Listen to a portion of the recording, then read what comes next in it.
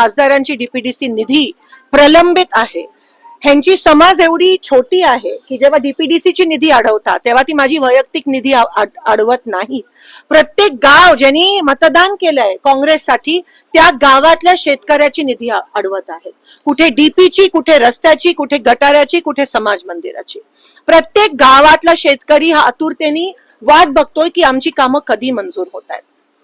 मग हा सरकारकडून, पालकमंत्र्यांकडून होणारा खूप मोठा पाप आणि अन्याय आहे आमच्या शेतकऱ्यांवर. कारण का इथे एमव्हीएचे खासदार असल्यामुळे, काँग्रेसचे खासदार असल्यामुळे जाणून बुजून ही निधी अडवण्यात आली आहे. काही अधिकाऱ्यांशी जेव्हा मी फोनवर बोलते तेव्हा ते म्हणतात की मॅम आप समझ सकते हो ना हमारे ऊपर कितना प्रेशर है. मला मी नाव घेऊ इच्छित नाहीये, पण हे प्रेशर आहे, हा दबाव आहे. आज मी या पत्राद्वारे, कलेक्टर नवीन आले तामिळनाडूचे, संविधानाची शपथ घेऊन प्रचंड कष्ट करून इथपर्यंत पोहोचले.